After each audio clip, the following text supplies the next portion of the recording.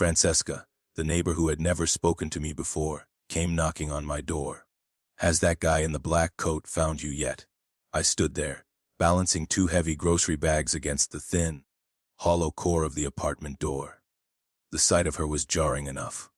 In the 2 years I had lived in apartment 42, the only interaction I had shared with Francesca from 43 was the tight, involuntary twitch of the chin that signaled recognition without requiring acknowledgement.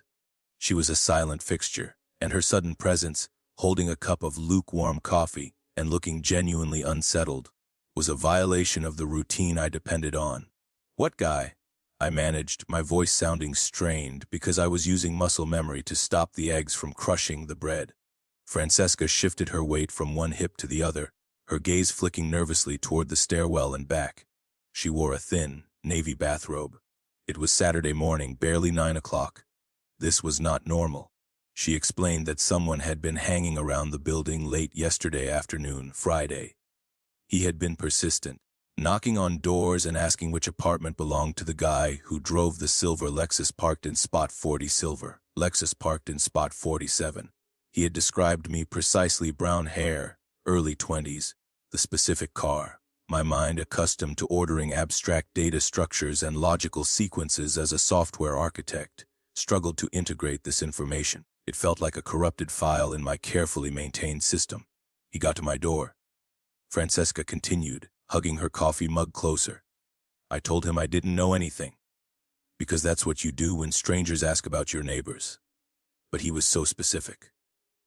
I just thought you should know someone was looking for you that specifically." I thanked her, trying to infuse the word with the appropriate level of gratitude while absorbing the cold, unsettling dread pooling in my stomach. She gave a quick, jerky nod and retreated into her silence, her door closing with the soft, definitive click of someone determined to reclaim their privacy. I stood there alone in the muted yellow light of the hallway, the bags growing heavier, the contents of my routine life suddenly feeling fragile. A delivery driver wouldn't describe me physically. A delivery driver would have a tracking number or an apartment number. They would leave the package at the office or by the door and move on. Their only goal, logistical efficiency. Who sends someone to find a person instead of just texting or calling like a normal person? My parents were divorced, distant, and both had my number. My mom would call. My dad, living 3 states away in Ohio, would never hire a courier service to deliver anything less than a national disaster. As I finally carried the groceries inside and set them down on the pristine, uncluttered counter, I pulled out my phone. I called my brother Reggie. Reggie laughed, loud and immediately dismissive. "You're being paranoid, Kenneth." It was probably a new delivery guy who couldn't find the right building. He saw you getting in your car and made up some description. But he described me specifically. I insisted, my voice tight. "Brown hair, early 20s, silver Lexus, spot 47. It's too specific, Reg. A lot of 20-somethings have brown hair, Ken. And you park in 47. It's a coincidence. Don't worry about it. Go enjoy your Saturday." I hung up, wanting to believe him, wanting the chaos to simply retreat back across the hallway into the silence. But my mind rejected the coincidence. The randomness was the terrifying part. A delivery man wouldn't care enough to remember a car and a hair color. This was targeted. The foundation of my secure, isolated life had been chipped, and I knew, with the cold certainty of a perfectly executed line of code, that it was not an error. I tried to hold on to the certainty of my brother's logic, but the description of the man in the black jacket felt too tailored for a delivery error. Delivery guys do not operate on intuition and generalized descriptions. They operate on tracking numbers and street addresses.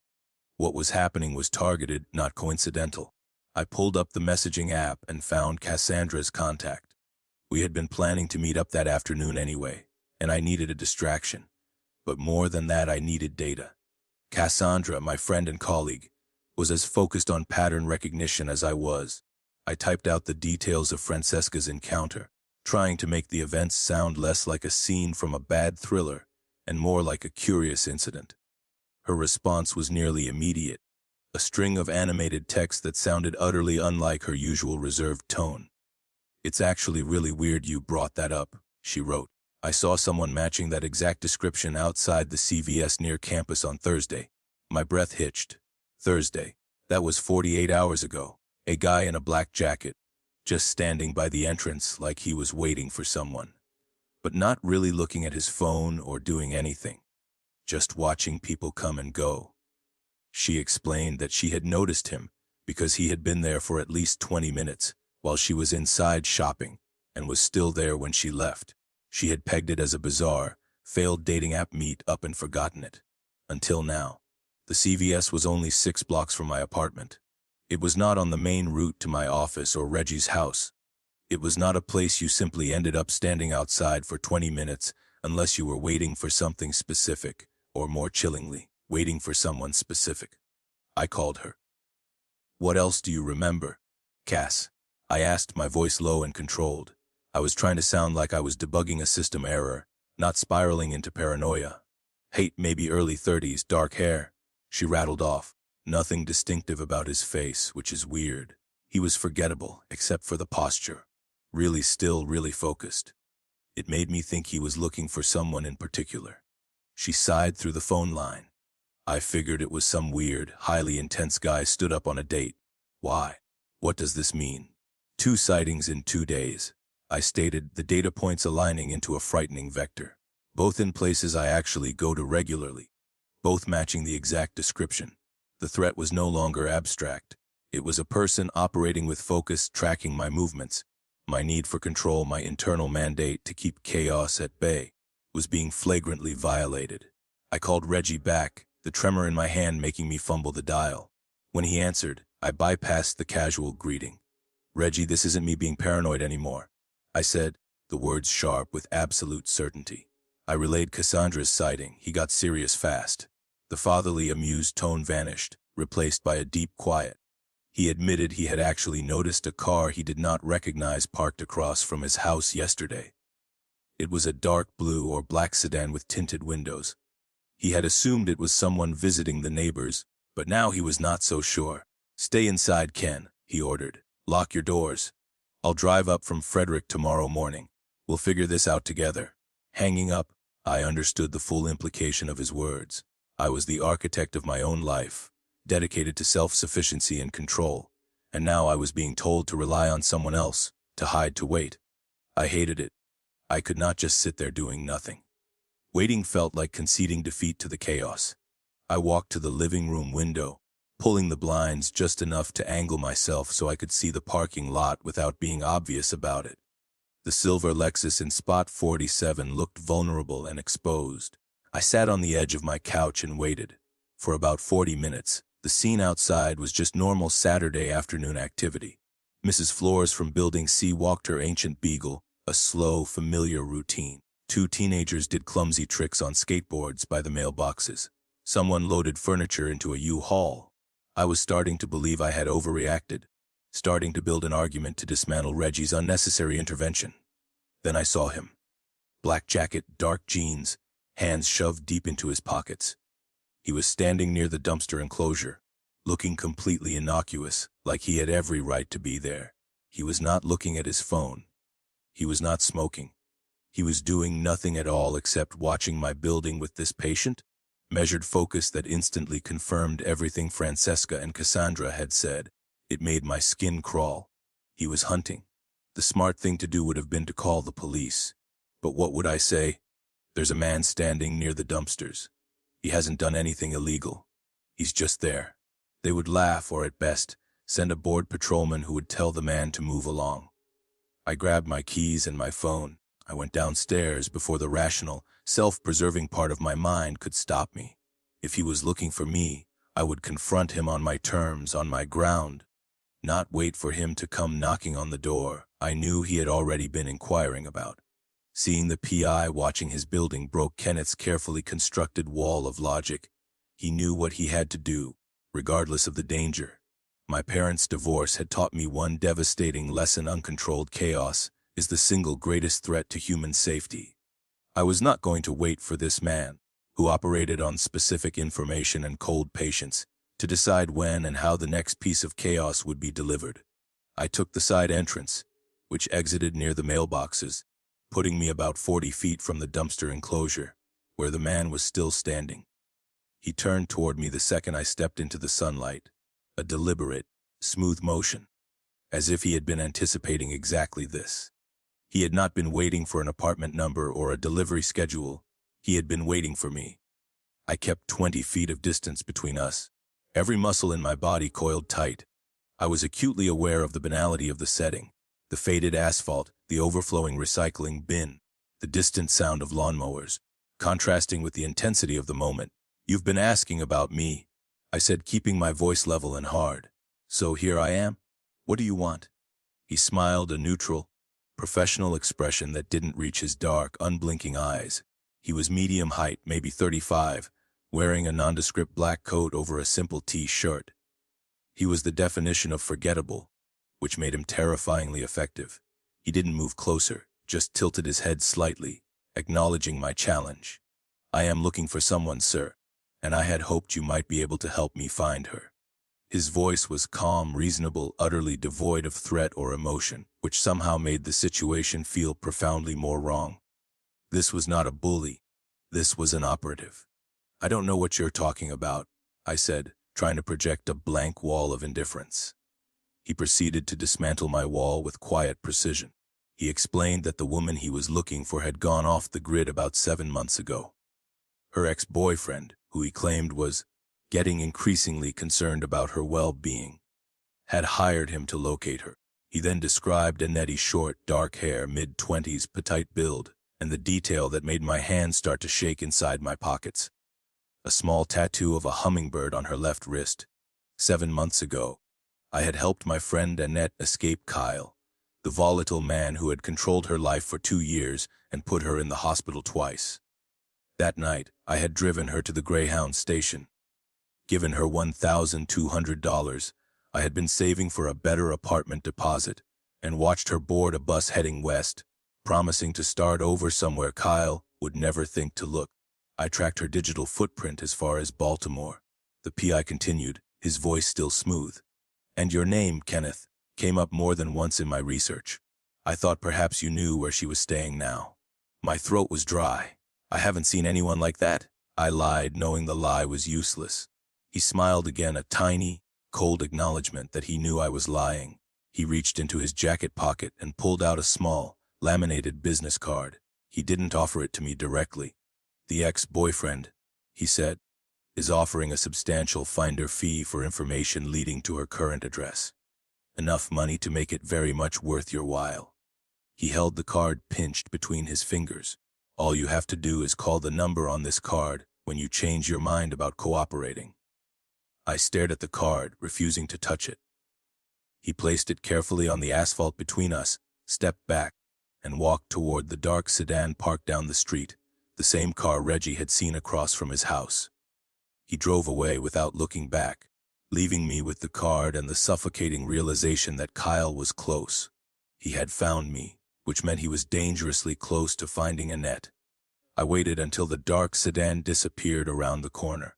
Then, my legs feeling weak, I went back inside, locking every lock on my door.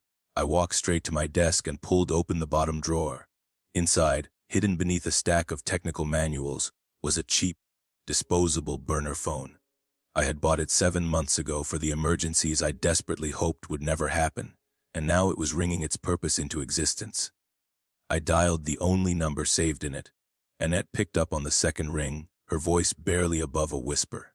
"Annette," I said, my own voice rough with urgency. "Listen to me. He's coming. Grab what you can and disappear tonight." She asked what happened, her voice trembling. I told her the P knew my name, my address, and most importantly, he had described her perfectly, down to the small hummingbird tattoo on her wrist. I heard her sharp intake of breath. Kyle was hunting her, not passively searching. "Pack tonight," I ordered. "Don't wait until morning. He knows about me. That means he is close to you." She hesitated, a long, frightening silence. She had been working at a diner in Pittsburgh under a fake name, renting a cheap room week to week. She had finally started to feel like she could breathe again. "I don't know yet," I told her when she asked where she could go. "Just run. Change everything." There was another long silence on the other end, heavier this time, like a boulder shifting. Then Annette said something that made my blood run cold, something that threatened to unravel the entire plan of her escape and my security. "I'm not running anymore." Annette's declaration that she was coming back threw Kenneth into a panic. He knew his apartment was the worst possible place, but the danger was about to become far more personal than a single PI. "Annette, you don't understand." I pleaded into the burner phone, pacing the perimeter of my small, carefully organized living room. "This guy knew what you looked like. He knew about the tattoo. Kyle is actively hunting for you. If you come here, you lead him right to us, right to the only weak point in your entire escape." She went quiet for a second, a sigh of deep, bone-weary exhaustion coming across the line. Then she said she understood perfectly. She had spent 7 months changing her hair color every 6 weeks, working cash-only jobs under fake names, sleeping in anonymous rooms. She was broke. She was exhausted. And she was done letting Kyle control her life even from 3 states away. The fear itself had become a heavier cage than Kyle's actual presence. I tried explaining that this wasn't about pride or control. This was about staying alive. But she cut me off, her voice suddenly resolute. She said she was already on the road. She had left Pittsburgh 2 hours ago and would be at my apartment by midnight. I started speaking faster, trying to marshal a logical argument against her emotional decision. If Kyle's PI had tracked her to my city, to my name specifically, then my apartment was a massive, flashing beacon. "That's exactly the point, Kenneth," she interrupted. "I'm tired of hiding. I want to deal with this head on, and I need your help to do it." When she finally showed up, it was nearly 1 o'clock in the morning. She looked completely different. Her hair was shoulder length and blonde now instead of the short, dark cut she'd had when she left. She had gained some healthy weight back, the kind of weight you gain when you are not living in constant, paralyzing stress. She looked healthy, strong, nothing like the broken, bruised girl who had shown up at my door 7 months ago. I let her in and locked the door behind her with every available bolt. We sat in my living room, and I made a pot of coffee, needing the routine, needing something mundane to do with my hands while she explained her strategy. She spoke quietly about the 2 years Kyle had stolen from her, the inability to see friends, the constant interrogation, the loss of her identity. She had spent the last 7 months trying to find herself again, and she wasn't giving him any more time. "So, what is your plan?" I asked, setting the steaming mug on the coffee table, because hoping he'll just give up and leave you alone is not a plan. It's wishful thinking. Annette reached into her small, battered backpack and pulled out an old phone, cracked screen and all. She said she had been keeping the account active, paying the bill every month with a prepaid card bought with cash. She had never turned it on, knowing the second she did, Kyle would be able to track it. "Now I want him to find me," she said, her eyes fixed on the inert device. "On my terms, not his." I stared at her genuinely, thinking she might be suffering from trauma-induced madness. "You want to use yourself as bait?" She shook her head. "It's not bait, it's taking back control. I turn on the phone, let him see I'm in Baltimore, and force a confrontation in a public place where he can't touch me without witnesses. I want to look him in the face and tell him I'm done, that I'm filing for a protective order, that if he comes near me again, I'll make sure everyone knows exactly what kind of person he is." "Annette, this is how people get killed," I whispered, the fear seizing my chest. "You think a piece of paper is going to stop a man who put you in the hospital twice?" She met my gaze with a determined, almost fierce expression I had never seen on her before.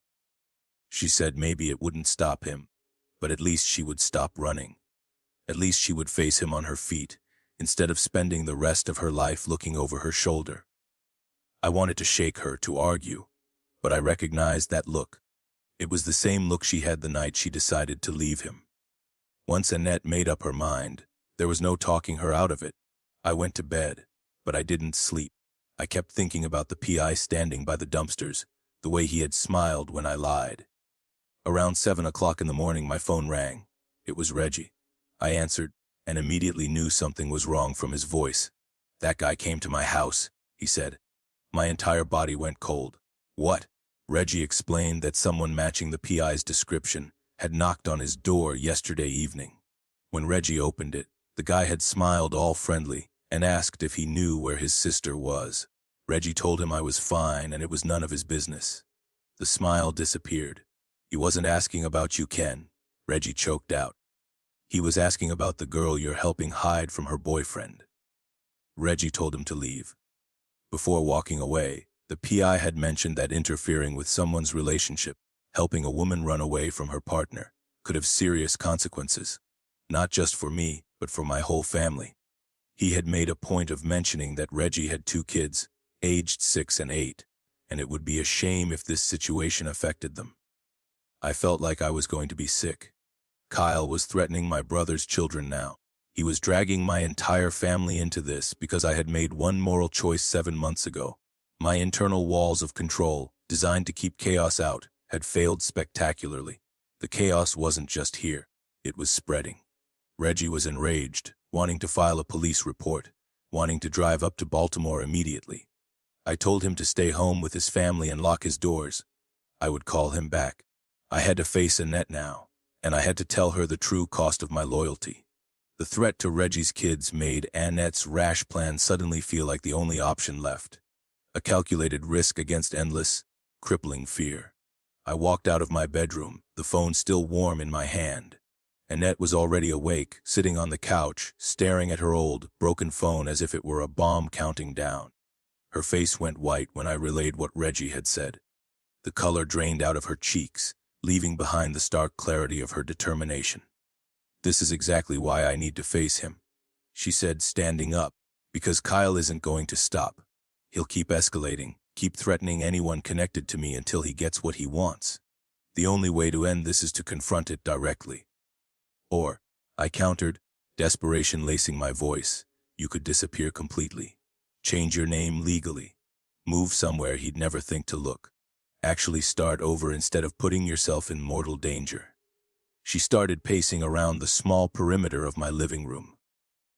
She said she had thought about that constantly for 7 months, but running forever meant never using her real name, never having a real job with benefits or a future, never reconnecting with her own family, because Kyle had convinced them she was unstable and dramatic. It meant living half a life indefinitely. She was done with that compromise. Before I could respond with another attempt at logic, there was a sharp knock on the door. It was Cassandra. I had texted her late last night about Annette being here, and she had taken the morning off work to come over. When she walked in and saw both of us, she immediately stopped and asked what happened, because apparently we both looked terrible. I explained everything: the PI at my building, the threats made to Reggie's family, Annette's insane plan to turn on her old phone and force a confrontation with Kyle. Cassandra sat down heavily on the couch and looked at Annette. "Have you lost your mind?" "Finally, someone with sense," I muttered, feeling a surge of relief that someone else saw the danger. But then Cassandra surprised me. She didn't press the point. Instead, she asked, "What exactly is your plan? Not whether you should do it, but how?" Annette explained she wanted to meet Kyle somewhere public. Lots of people, security cameras, witnesses. She wanted to tell him face to face that she was filing for a protective order, and that if he continued harassing her or anyone connected to her, she'd go to the police with everything. Everything. Cassandra asked, her analytical mind immediately seizing on the key word. Annette nodded. She said she had been documenting things for the last year of their relationship. Not because she had planned to leave, but because Kyle had convinced her she was crazy, and she had needed proof that she wasn't imagining how bad things were. She had photos of bruises on an old laptop she'd left at her mother's house. She had medical records. She had text messages where Kyle had apologized after hurting her, promising it would never happen again. "So you do have leverage," Cassandra said, leaning forward. I interrupted. "It doesn't matter how much evidence she has if Kyle shows up and kills her in a parking lot. This isn't a legal negotiation. This is a dangerous man who doesn't follow normal rules." Cassandra looked at me, her expression steady and pragmatic. "That is exactly why we need to be there with her. Not to fight Kyle physically, but to be witnesses, to record everything, to make sure he couldn't do anything without it being documented and seen." "Why?" I asked. She said obviously she wasn't letting Annette do this alone. If Annette was set on confronting Kyle, then we needed to make sure it happened as safely as possible. Public location, multiple witnesses, phones ready to record and call 911 1-1 if needed. I looked back and forth between them. This is the worst idea I've ever heard, I said. But even as I said it, I knew I wasn't going to let Annette do this alone. I had helped her leave because it was the right thing to do. If she was determined to face Kyle now, to stop the running and reclaim her life, I could not just abandon her. My carefully maintained wall of emotional control had crumbled. My loyalty to my friend mattered more than my need for personal safety. What followed was the most surreal planning session of my life. 3 people sitting around my coffee table on a Sunday morning, trying to figure out the safest way to confront an abuser. Cassandra pulled up her laptop and started researching Maryland protective order procedures. Annette made a list of everything she had for evidence. Annette wanted to schedule it for Tuesday.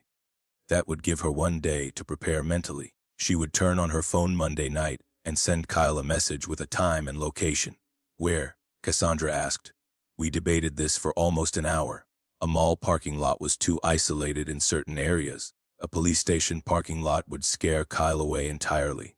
A restaurant put too many innocent civilians in harm's way. Finally, Cassandra suggested the giant grocery store. It had a huge parking lot, was constantly busy, and had security cameras everywhere. A security guard was usually visible near the entrance. It was public enough that Kyle couldn't do anything without being seen, but not so crowded that innocent people would be in immediate danger. Annette agreed. Tuesday at 3 o'clock in the afternoon, middle of the day, lots of shoppers coming and going. I asked what she was even going to say. You can't just walk up and hand him legal papers. You don't even have them yet. She said she'd tell him the truth. That she was done running. That she was staying in Baltimore. That she was filing for a protective order.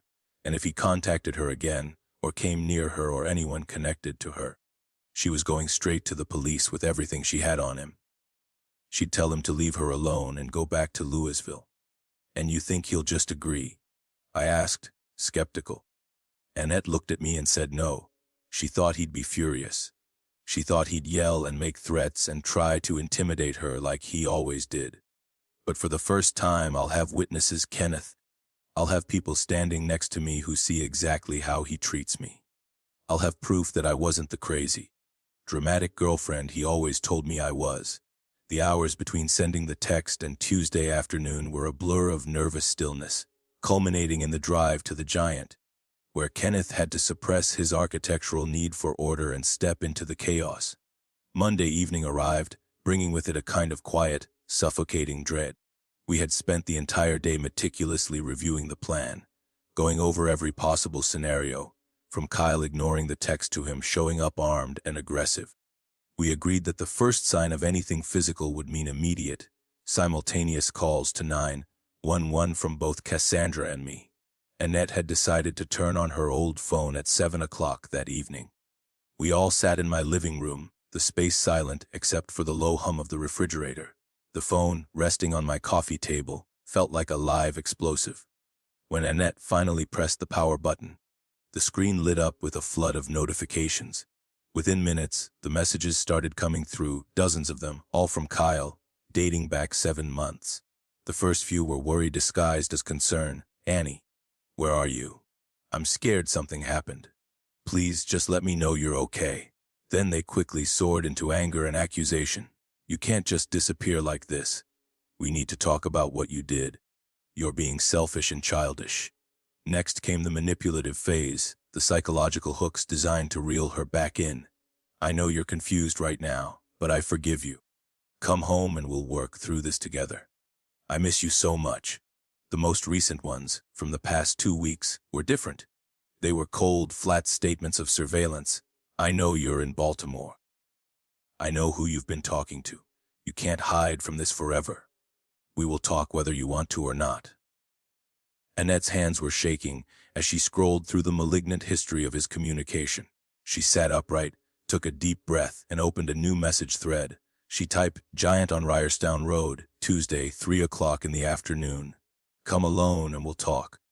Don't come alone and I'm going to the police. She hit send before either Cassandra or I could intervene or suggest a rephrasing. The seconds that followed were the longest of my life. His response came through in less than 30 seconds. Finally ready to stop playing games. I'll be there. That was it. No questions, no negotiation, just confirmation that he would show up. Cassandra looked at me, her eyes wide with nervous energy. Annette simply turned the phone off again and said she needed to sleep. Tuesday morning, I was a wreck. I called out sick from my job, telling my supervisor a lie about a sudden family emergency. My focus was non-existent. Every time the refrigerator hummed, I flinched. Annette, conversely, was weirdly calm. She showered, ate breakfast, and spent the morning quietly going through her evidence folder, making sure every photograph and medical report was organized and labeled. It was a methodical approach to facing terror, and I admired her for it, even as my stomach churned. Around 2 o'clock, we all got in my car. We drove the 6 miles to the Giant, the silence inside the car heavy with unspoken fear. When we arrived, the parking lot was bustling with midday shoppers. We chose a spot near the main entrance, ensuring the car faced the area where the security cameras had the best angle. Annette wanted to stand by the cart return area, an open space with lots of foot traffic. It offered minimal cover but maximum visibility. We reviewed the plan one last time. Annette was the principal. She would handle the initial conversation.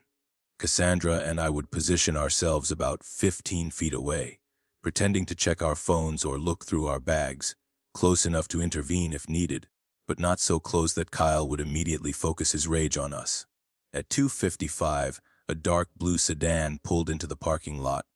It was a different car from the one the PI had been driving, but the size and color instantly triggered a cold wave of recognition. It was him.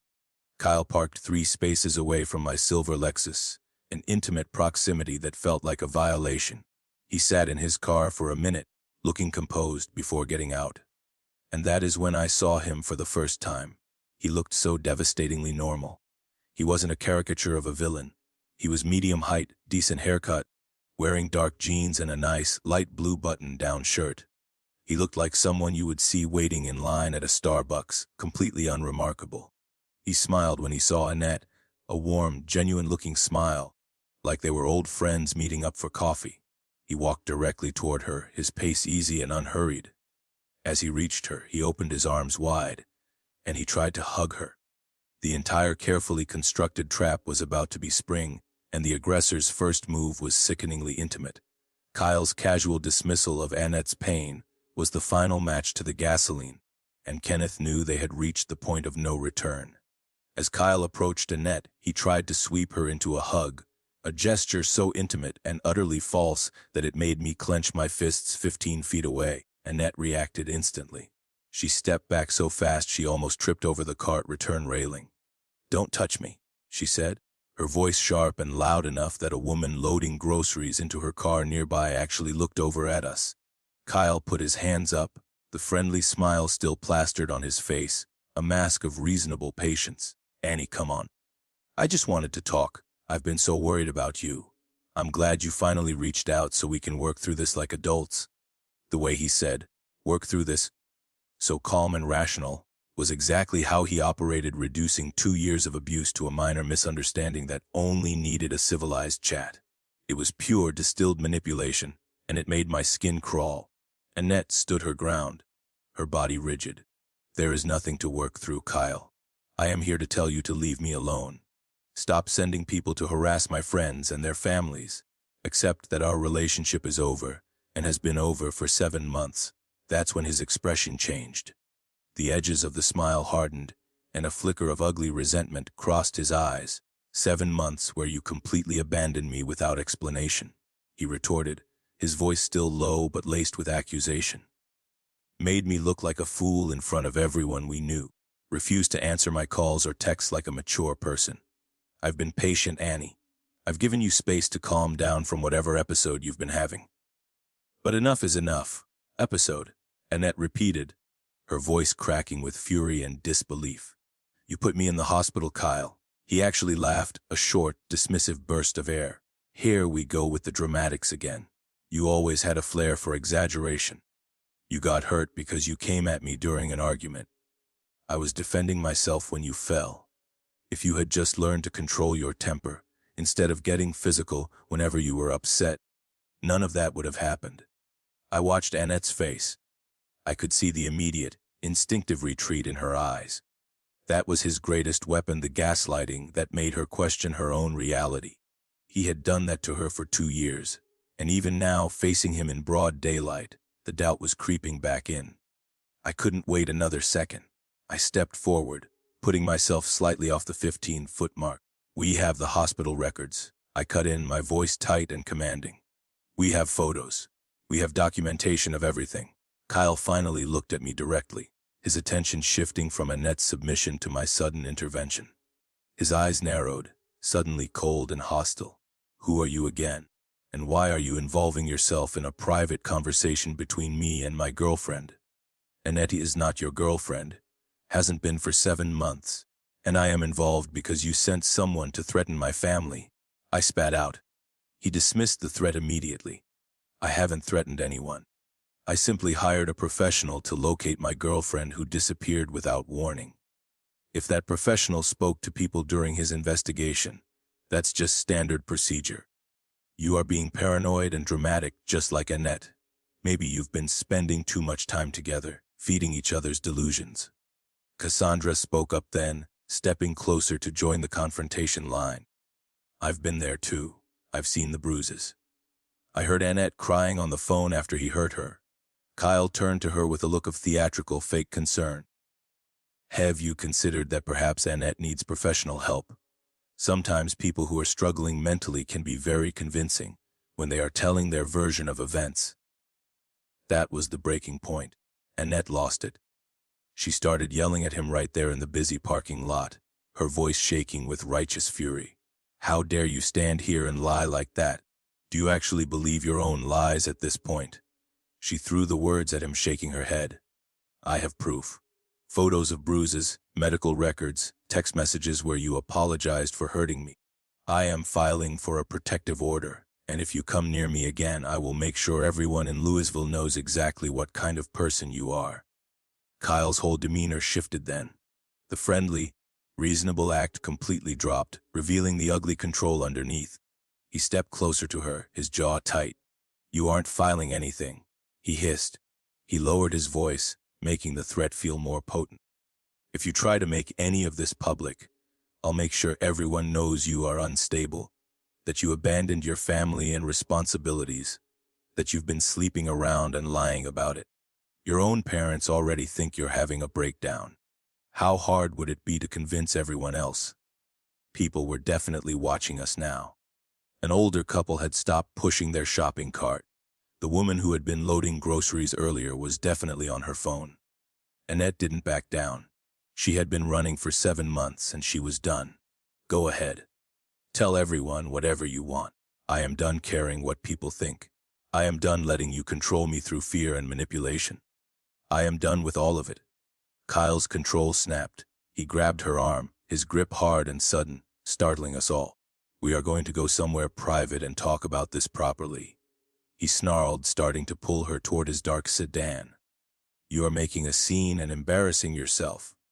I didn't even think. The sight of his hand on her arm, the threat to physically remove her, annihilated my last vestige of self-preserving control. I moved forward and shoved him. Actually physically shoved him hard enough that he stumbled back 2 steps and let go of Annette's arm in surprise. "Get your hands off her," I said, the words a raw command. He looked at me with genuine shock, seeing me for the first time as a real obstacle, not just a paranoid accessory. "Did you just assault me? Do you realize that is illegal? There are witnesses.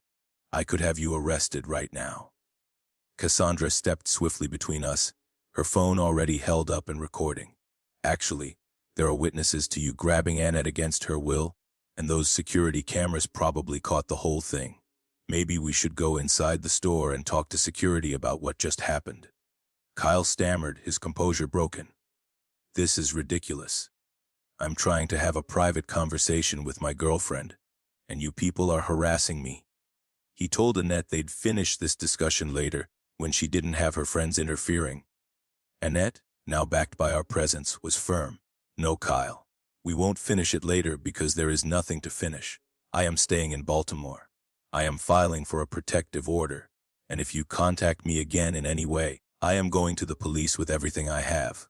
Kyle stared at her, rage and defeat battling across his features. He knew he was beaten. Not by strength, but by witnesses and evidence.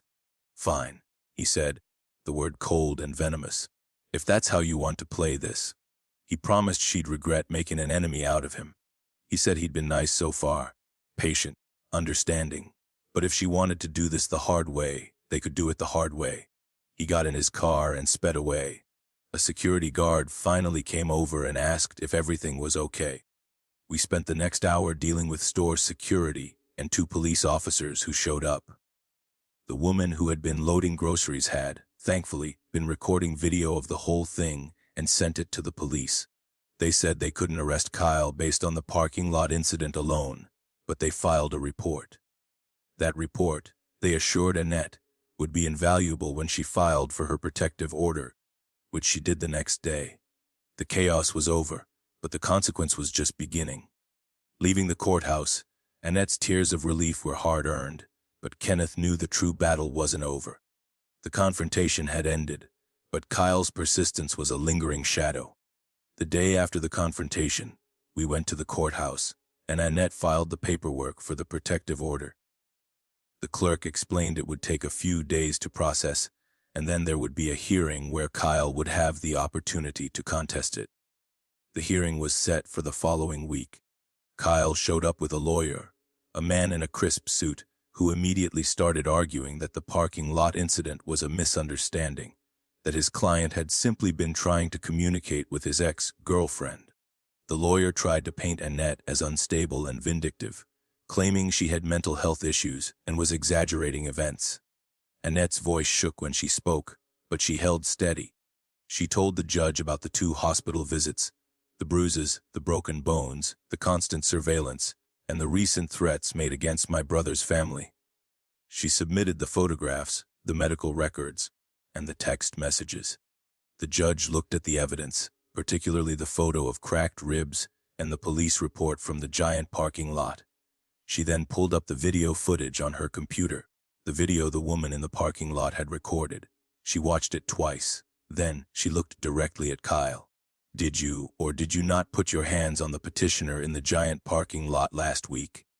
Kyle claimed he had only touched her arm, trying to calm her down. The judge cut him off. She said the video did not look like someone trying to calm anyone down.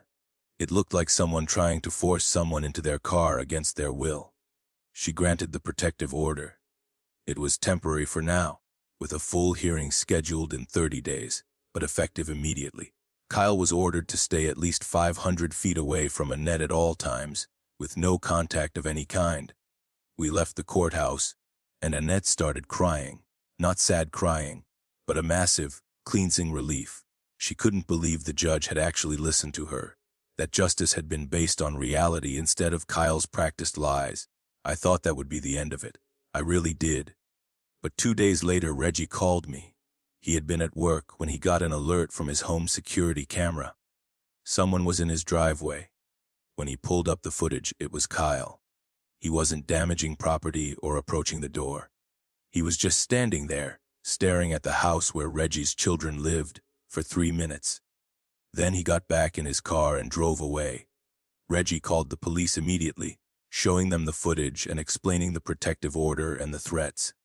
But the police confirmed my darkest fear. Since Kyle hadn't technically violated the order, it only covered contact with Annette, not with her friend's family members. They couldn't arrest him. That is when I truly understood Kyle's persistence. He couldn't get to Annette directly anymore, so he was making sure we all knew he could still reach the people we cared about. The chaos was finding new vectors. Annette is staying with me temporarily. She is working with a victim's advocate, preparing for the full protective order hearing next month. She is applying for jobs under her real name for the first time in months. She is slowly starting to rebuild a life that is not defined by running or hiding. I have gone from a man desperately maintaining isolation to a guard standing watch. Kyle hasn't contacted her directly since the courthouse, but he has been liking old photos on social media accounts shared by mutual friends, just enough to remind her that he is still watching, still there. We are all just waiting to see what Kyle does next. And the thing that keeps me up at night is knowing that the protective order is just paper. It doesn't actually physically prevent Kyle from doing anything. It just means he will face consequences if he does. But consequences only matter if you are alive to see them enforced. The battle for control has ended, but the war for peace has just begun.